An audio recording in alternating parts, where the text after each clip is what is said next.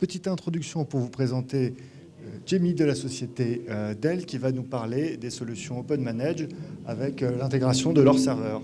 Voilà, bonne session à tous. Je ne sais pas s'il m'entend. Tu peux y aller pour la session. Ah, Bonjour et merci à tous d'être présents aujourd'hui. Pour ma part, effectivement, je vais vous présenter OMIV pour Open Manage Integration for VMware vCenter, qui est un plugin dont on est assez fier chez Dell et qui remporte un assez franc succès auprès de nos clients. Mais avant de voir ce plugin, il faut avant tout présenter brièvement ce qu'est l'Open Manage. Slide suivante. Et notamment avec notre gamme de serveurs PowerEdge qui a aujourd'hui du coup la première dans le monde. C'est la petite slide un petit peu marketing, qui a été surtout pensée et designée pour répondre à des besoins spécifiques, à des besoins business spécifiques. Chacun de nos serveurs correspond donc et convient donc à l'un de ces besoins afin que la préoccupation principale se concentre sur la partie business et non sur la partie infrastructure qui, elle, sera du coup sécurisée, garantie et surtout évolutive. Slide suivante, s'il vous plaît. Du coup, notre gamme de serveurs, pour piloter cette dernière, on va donc utiliser ce qu'on appelle chez nous l'Open Manage, qui est décliné du coup en deux éditions, si je puis dire. La version Enterprise, qui va être pour la partie purement LAM, serveur, stockage, etc. Et la partie modular, qui, elle, va plutôt s'adresser euh, au châssis. Donc, en fait, l'Open Manage, qu'est-ce que ça va être? Ça va simplement être une console d'administration qui va s'appuyer sur une technologie que l'on appelle chez Dell l'IDRAC with Lifecycle Controller.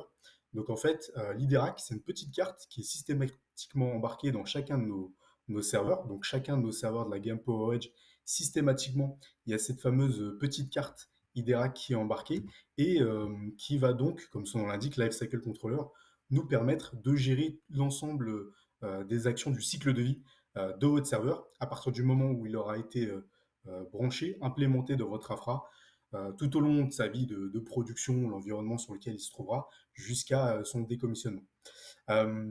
Du coup, cette console d'administration qui est l'Open Manage, on va avoir plusieurs manières de la manipuler.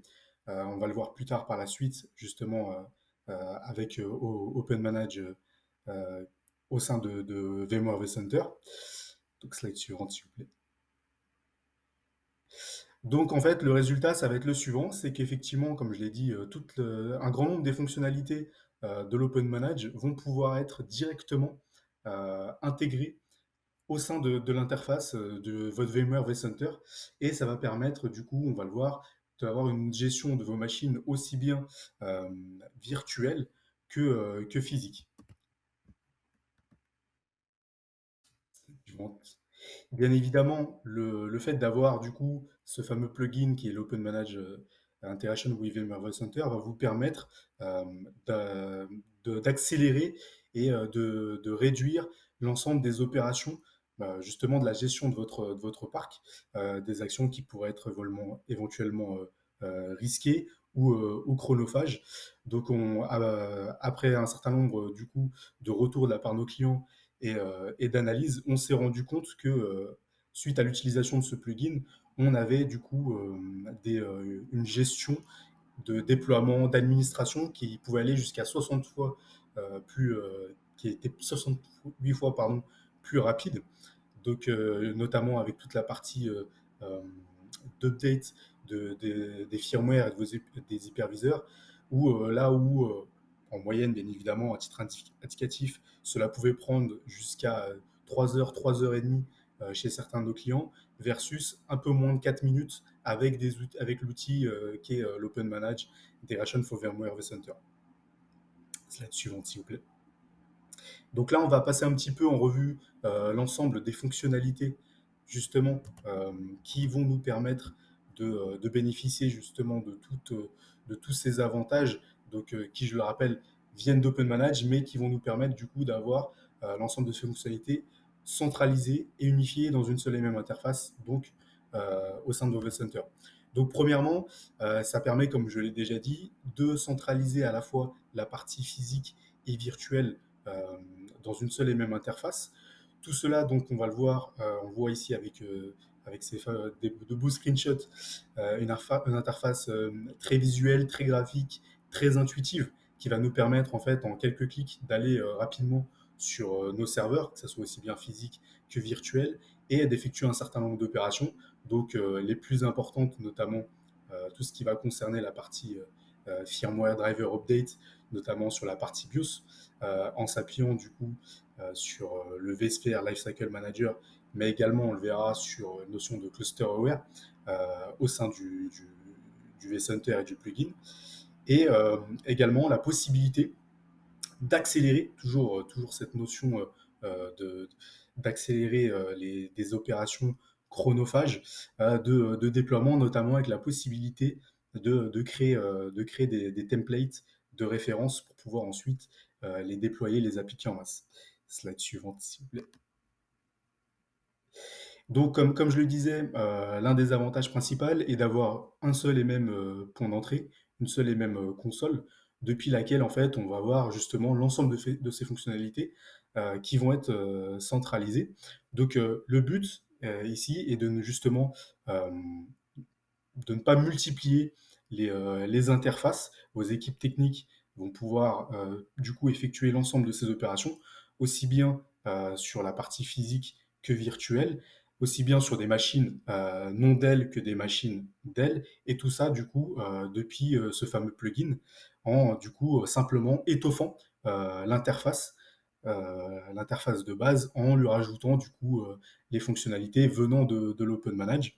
Et du coup, ça permet de limiter les interfaces d'une part et de ne pas contraindre vos équipes techniques, les équipes techniques, à devoir appréhender justement d'éventuels nouveaux outils, donc en l'occurrence l'Open Manage, puisqu'ils pourront effectuer toutes ces opérations-là depuis le vCenter, et ça permet justement de ne pas avoir éventuellement à former les équipes et, euh, et se retrouver dans des cas de figure où malheureusement les équipes ne puissent pas manager les outils de l'écosystème Dell. Slide suivante, s'il vous plaît. Donc, comme je l'ai dit, il y a un petit peu de redite, mais j'insiste vraiment sur la puissance de ce plugin. C'est vraiment de pouvoir avoir toujours au sein de cette même interface la partie physique et virtuelle qui va coexister. Donc là encore, au sein même de l'interface, on va pouvoir avoir un grand nombre d'informations extrêmement importantes sur notre parc, sur nos machines Dell, et depuis cette interface, pouvoir rapidement du coup accéder à notre ou nos serveurs selon nos besoins. Donc également, on a du coup la partie monitoring et alerting qui est intégrée au vCenter pour qu'on ait rapidement les informations euh, des éventuelles opérations, des éventuels jobs, tâches qui sont exécutées sur l'ensemble de nos serveurs. Slide suivante, s'il vous plaît. Donc, l'une des grandes forces, comme je l'ai dit, c'est effectivement d'avoir tout centralisé et surtout, du coup, ça va nous permettre d'avoir un inventorying complet de l'ensemble de nos composants hardware se trouvant du coup dans notre vCenter. Là encore, c'est des choses, des informations, des fiches d'identité de nos serveurs qui sont normalement euh, accessibles, visibles dans l'Open Manage, qui sont là du coup déportés au sein du plugin directement dans le vCenter. Et du coup, on peut avoir du coup une liste exhaustive de l'ensemble de nos serveurs, que ce soit des serveurs des lames, stockage, comme je disais, réseau, mais également la partie châssis, pardon. Donc, avec un inventorying, un monitoring extrêmement complet, donc qu'on peut non seulement consulter, mais également on aura la possibilité d'éventuellement l'exporter pour d'éventuels audits, si on peut faire de la BI, de l'analyse, etc. Donc c'est non seulement consultable, mais également exportable dans d'éventuels autres outils. Slide suivante. Donc, comme je le disais, l'Open Manage, du coup, s'appuie sur l'IDERAC qui, lui, va permettre de gérer l'ensemble du cycle de vie de vos serveurs. Et du coup, cette particularité, cette fonctionnalité va être également déportée au sein du vCenter, et ça va permettre, là encore, de notamment gérer toute la partie firmware updates. On va le voir par la suite, en créant du coup ce qu'on appelle chez Dell euh, des baselines. Donc ces fameuses baselines vont embarquer, vont contenir l'ensemble des drivers et firmware que vous désirez installer, appliquer à l'ensemble de vos machines. Et du coup, cette fameuse baseline pourront être créées et appliquées, là encore, depuis le vCenter au travers du plugin. On peut aller jusqu'à, donc là, effectivement, c'est pas indiqué sur la slide, mais on peut aller jusqu'à 1500 hosts qui peuvent se voir appliquer de manière parallèle ces fameuses baselines, et jusqu'à 15 clusters. Slide suivante, s'il vous plaît. Donc, comme je le disais, on a la possibilité également de gérer sous forme de cluster au travers de notre plugin. Donc là, ça va être, c'est du classique, c'est vraiment des fonctionnalités qui sont plutôt inhérentes à l'écosystème ici VMware vCenter, mais qui seront combinées et implémentées du coup avec le plugin qui est OIMV. La slide suivante, s'il vous plaît.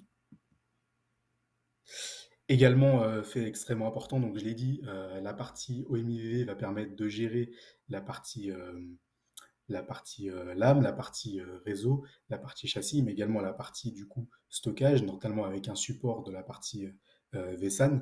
Donc là encore, on va avoir la possibilité de créer ce qu'on appelle des clusters profils pour toujours s'appuyer sur cette fonctionnalité qui est de créer des baselines de firmware et de drivers pour pouvoir créer ce que l'on appelle une compliance, c'est-à-dire que vous allez vous assurer que vos serveurs plutôt répondent justement, soient conformes vis-à-vis de cette compliance, et du coup l'outil sera à même de détecter à un instant T si il y a une dérive, si vos serveurs ne sont pas conformes vis-à-vis de cette compliance. Donc du coup, dans un premier temps, vous aurez bien évidemment l'information, et dans un second temps, vous aurez du coup une possibilité de remédiation qu'on pourra bien évidemment planifier. Slide suivante, s'il vous plaît. Donc du coup, je le répète encore, mais effectivement, le but de ce plugin, c'est vraiment de simplifier tout le cycle de vie de votre parc, de vos serveurs, notamment du coup en combinant avec le VMware vSphere Lifecycle Manager, mais également du coup toute la partie que l'on a vue en amont sur la partie Open Manage avec la partie des racks Lifecycle Controller. Donc le but, c'est de ne pas, comment dire, avoir deux cycles de vie distincts l'un de l'autre, mais bien au contraire de les fusionner, et du coup d'avoir la main mise de bout en bout, aussi bien encore sur la partie physique que sur la partie virtuelle. Donc là encore, on va pouvoir s'appuyer sur des notions orientées DevOps, industrialisation et automatisation, avec notamment la possibilité de s'interfacer, de manipuler tout ce cycle de vie en RESTful API, euh, mais également du coup avec cette notion DevOps en intégrant euh, des bouts de code, des fichiers de configuration, notamment JSON, pour pouvoir paramétrer, variabiliser, pousser tout ça justement dans une pipeline, dans un cycle de déploiement de bout en bout. Donc, bien évidemment, les avantages, là encore, c'est de ne pas multiplier les différents, comment dire, les différentes étapes, les implémenter, les imbriquer les unes aux autres, qu'il y ait une certaine cohérence, une certaine consistance justement entre la partie physique et la partie virtuelle, de façon à ce qu'on ait un process hétérogène. Slide suivante, s'il vous plaît. Du coup, comme je le disais, on a la possibilité d'effectuer des mises à jour de firmware. Donc, de le combiner du coup aussi bien avec la partie Open Manage que la partie vSphere Lifecycle Manager. Là encore, je vais pas passer davantage de temps là-dessus, ça va faire un petit peu de redite, mais toujours dans le but d'avoir une combinaison, une fusion des dieux, à la fois la partie physique et la partie virtuelle, de façon à ce qu'il y ait une certaine complémentarité entre les deux. Slide suivante, s'il vous plaît. L'une des forces également et une des particularités du coup de ce fameux plugin va être la possibilité en fait de découvrir de manière automatique ou semi-automatique de nouveaux serveurs PowerEdge au sein de votre vCenter. C'est-à-dire que là encore, on s'appuie sur les fonctionnalités de l'OpenManage.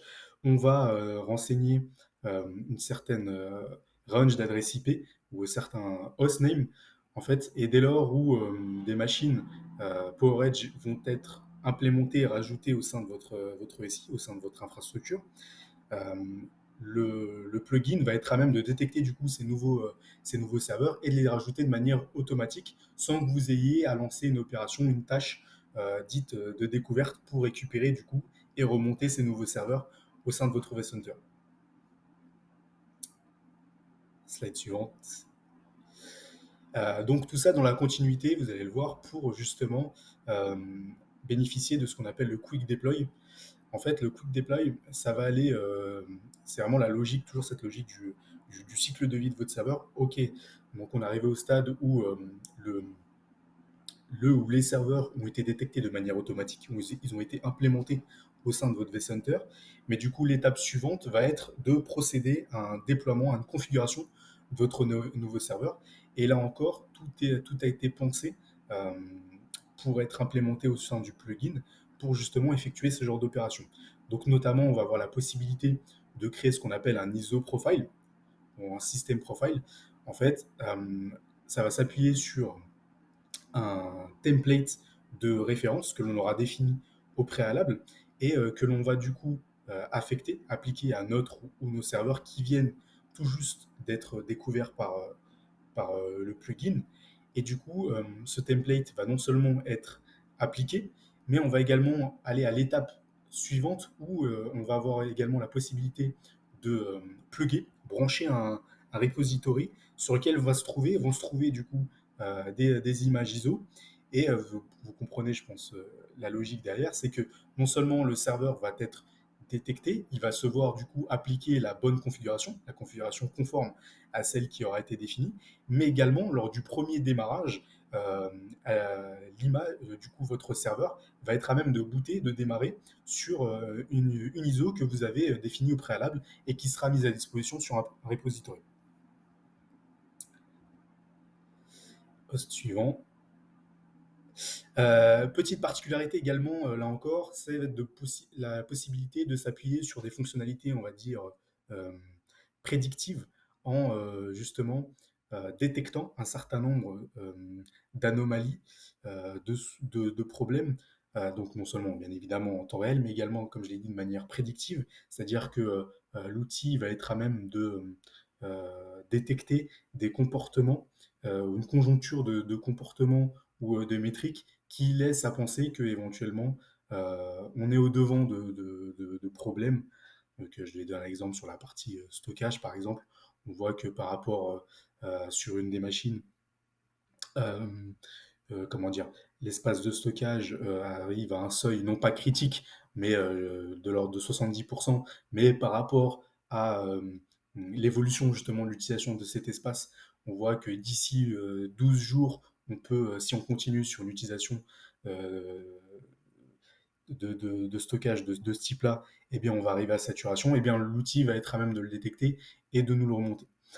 Euh, Également, la partie du coup Height Availability à ce niveau-là, ça permet de justement s'assurer que comment dire, il n'y ait pas d'anomalie, de problème qui soit détecté sur la partie, que ce soit sur les fans ou la partie alimentation ou les modules de management qui se trouvent dans les serveurs. Dès lors où on a justement une anomalie, une avarie matérielle ou autre survenant sur ce genre d'éléments, on est capable du coup non seulement de le remonter, mais il y a un certain nombre de mécanismes qui se mettent en place pour éviter qu'il y ait une interruption de service ou une dégradation de service sur ce matériel. Slide suivante, s'il vous plaît. On a également depuis peu du coup la possibilité d'intégrer et de s'appuyer sur des rôles et des droits, si je puis dire, qui sont implémentés au sein du coup de vCenter. Donc là encore, ça permet d'avoir une gestion extrêmement fine, que ce soit des accès et des permissions euh, qui vont porter justement sur nos serveurs, que ce soit en termes de gestion, d'administration, de monitoring, etc. Donc ça permet d'avoir effectivement une gestion, comme je l'ai dit, très fine, très granulaire, en s'appuyant notamment sur des fonctionnalités qui sont inhérentes à la fois à l'Open Manage, mais au vCenter. Et par exemple, petite particularité, on a quelque chose qui est une fonctionnalité qui est propre au, comment dire, à l'IDERAC et à l'Open Manage, qui s'appelle du coup l'IDERAC Lockdown. Donc très rapidement, l'IDERAC Lockdown, ça permet quoi? Ça permet, une fois que la configuration de votre serveur est figée, vous avez la garantie que votre serveur est conforme, que tous les firmware, tous les drivers, toute la configuration est conforme par rapport à votre SI. Vous désirez que cette configuration soit figée, qu'il n'y ait pas d'opération, quelle qu'elle soit, qui puisse éventuellement modifier et altérer le comportement de votre machine. On va donc s'appuyer sur cette fonctionnalité lockdown. Donc ça va verrouiller toutes les opérations de modification de cette fameuse configuration. Et vous avez la garantie qu'il ne peut pas y avoir d'erreur éventuellement humaine. Voilà, un technicien qui se connecte à la machine, qui malencontreusement modifie un paramètre, une valeur qu'il n'aurait pas dû. Et du coup, ça permet de se prémunir de ce genre de scénario. Et tout ça est du coup est implémenté et intégré au sein du plugin et du coup de vCenter. Donc, comme je l'ai dit en introduction sur l'Open Manage, la console qui est l'Open Manage, elle est effectivement, elle dispose d'une interface graphique qui est implémentée au sein du vCenter, mais bien évidemment, la force aujourd'hui euh, s'oriente vers la partie automatisation, industrialisation, et pour ça, du coup, on va avoir la possibilité de s'appuyer sur les RESTful API euh, intégrés au sein de l'OMIVV, ce qui va nous permettre du coup de nous interfacer avec un grand nombre d'outils existants aujourd'hui sur le marché, type orchestrateur, pour pouvoir justement avoir un seul et même langage, euh, comment dire, universel, pour que là encore, on n'ait pas à multiplier les compétences de part et d'autre et qu'on n'ait pas, comment dire, avoir systématiquement un travail qui soit effectué de la part des équipes,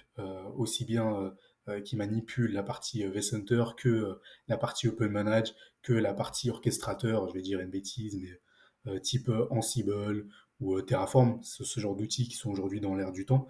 Donc en s'appuyant sur ces fameuses RESTful API, on va pouvoir, avec un langage universel, pouvoir communiquer avec tous ces éléments et qui vont pouvoir du coup s'imbriquer, s'interfacer, communiquer et travailler pour converger ensemble vers une pipeline de déploiement pardon, universel et unique.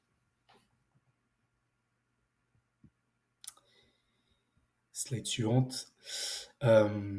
Du coup, l'Open Managed Integration for VMware vCenter, bien évidemment, est pensé de manière évolutive, scalable, puisque à aujourd'hui, alors je tiens à m'excuser, j'ai fait une petite erreur tout à l'heure, une instance OMIV, du coup, peut supporter jusqu'à près de 2000 hosts. Tout à l'heure, j'avais dit 1000 ou 1500, si je ne dis pas de bêtises, et du coup, 2000 hosts, et pouvoir monter jusqu'à 15 vCenter qui peuvent être du coup montés en parallèle.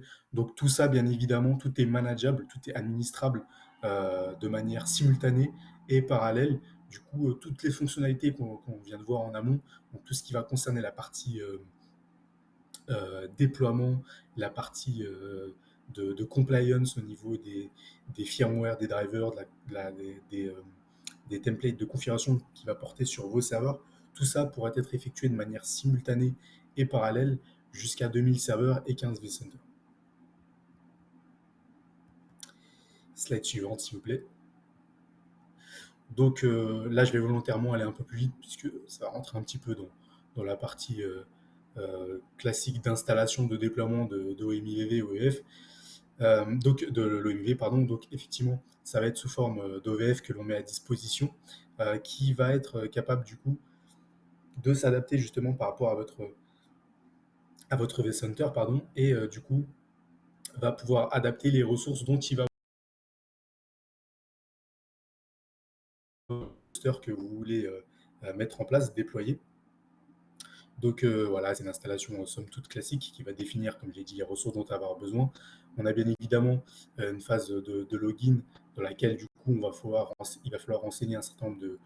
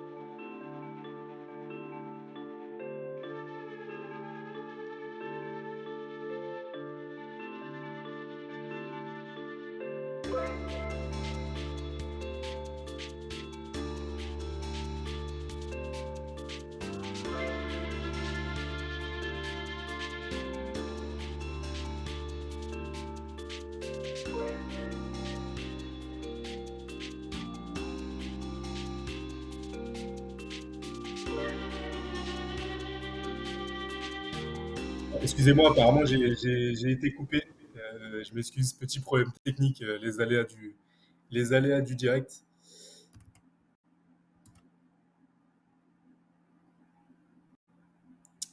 Du coup, où en étions-nous? Euh,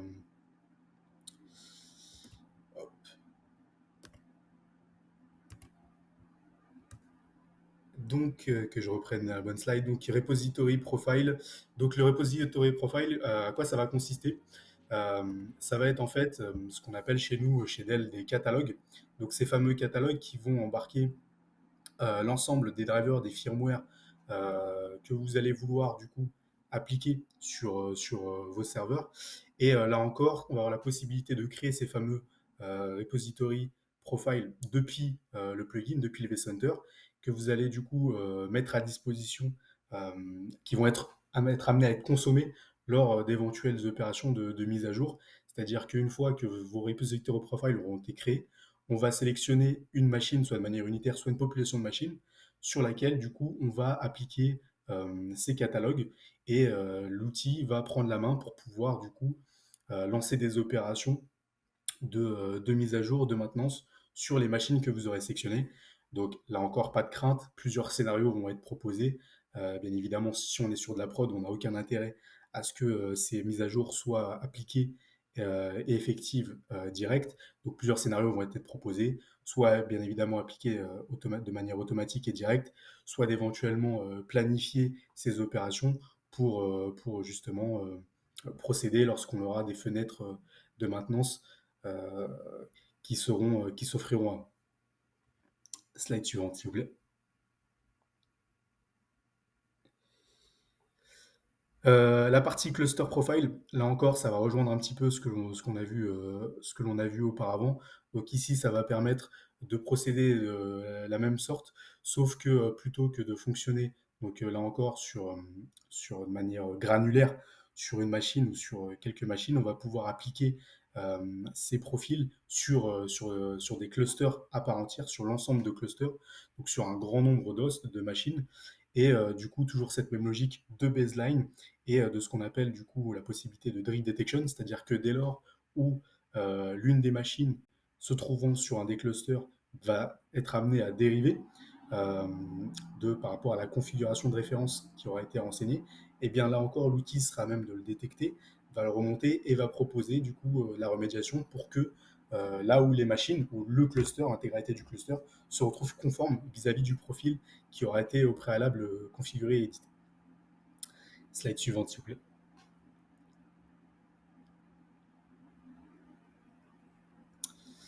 Euh, du coup, toujours dans la même logique, mais ici sur la partie non pas configuration, mais sur la partie firmware update.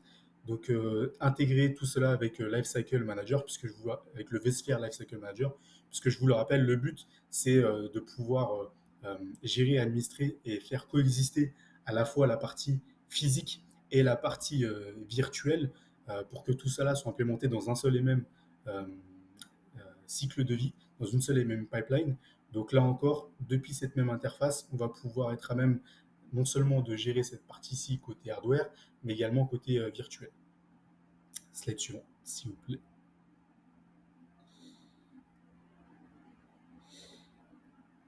Donc là, c'est la partie dashboard, donc très visuelle. On voit avec une remontée d'informations très exhaustive dans notre parc. Donc rapidement et visuellement, on voit ce qui se passe sur l'ensemble de nos serveurs. Donc évidemment, si tout est au beau fixe, c'est du vert. Dès lors où on a quelque chose d'un petit peu plus problématique et d'alarmant, on va avoir du jaune, du rouge. On va avoir du coup également beaucoup euh, de progress bar pour voir l'utilisation de nos ressources sur l'ensemble de machines. Est-ce qu'on utilise peu, est-ce qu'on utilise beaucoup?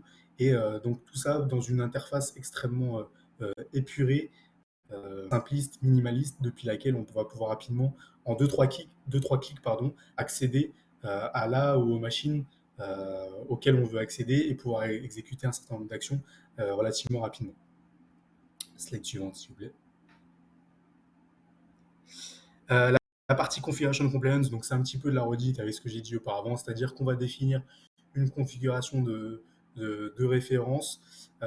Dès lors où il va y avoir une dérive vis-à-vis de cette configuration de référence, l'outil va le détecter, va vous le remonter, va vous proposer de la remédiation, et libre à vous du coup de vous organiser. Est-ce qu'on va appliquer directement dans la foulée l'application de ces modifications, ou bien est-ce qu'on veut planifier si on a une fenêtre de maintenance. Slide suivante, s'il vous plaît. Donc, même chose, ce dont on vient de parler, c'était sur la partie configuration. Même chose sur la partie firmware. On définit ici ce qu'on appelle des baselines. On a du coup un inventorying complet des firmware drivers qui sont up-to-date ou non dans notre parc. Et là encore, plusieurs scénarios d'utilisation. Si le ou les serveurs ne sont pas up-to-date vis-à-vis de cette baseline de référence, dès lors où il n'est plus compliant, eh bien on va changer, on va avoir la possibilité de l'appliquer. Euh, Petit management pack qui est également extrêmement intéressant avec le Verialize Operation, qui là encore est inclus avec OMIV, qui va permettre là encore d'avoir un reporting plus fin, plus poussé au sein du vCenter, justement avec toute la suite logique, avec le mapping euh, d'un point de vue, comment dire, ressources et des différents objets inhérents à EV Center qui vont être couplés avec la partie Open Manage et la partie Dell. Tout ça dans quelque chose d'extrêmement visuel qui va permettre de rapidement du coup mettre le doigt sur certains comportements, sur certaines tendances de votre SI. Toujours pareil, la possibilité du coup couplée avec VROps, d'avoir non seulement, donc on l'a vu, la partie visuelle, mais la possibilité du coup d'avoir une review et une audit, un reporting de tous ces éléments qu'on va pouvoir non seulement du coup consulter, mais qu'on va pouvoir exporter dans éventuellement d'autres outils pour pouvoir faire du BI, de l'analyse et autres. Slide suivante, s'il vous plaît. Toujours la même logique ici sur la partie purement hardware. Ça rejoint un petit peu ce dont je parlais un peu plus tôt sur la partie prédictivité où ça permet là encore de constater, de remarquer certains comportements vis-à-vis de matériel et d'anticiper éventuellement des problèmes ou des anomalies. Là encore, pas besoin de s'attarder sur cette slide, c'est très visuel, c'est juste pour montrer du coup toute la puissance du VROps couplé avec le plugin qui est OMIV. On peut passer cette slide également. Du coup, on arrive au terme. Je suis vraiment désolé pour la petite coupure, le petit problème technique. J'ai mis un petit peu de temps à réaliser effectivement avant qu'on m'appelle qu'il y avait un souci. Donc j'espère en tout cas que j'ai capté votre attention, que cela vous a intéressé et que vous avez appris des choses aujourd'hui.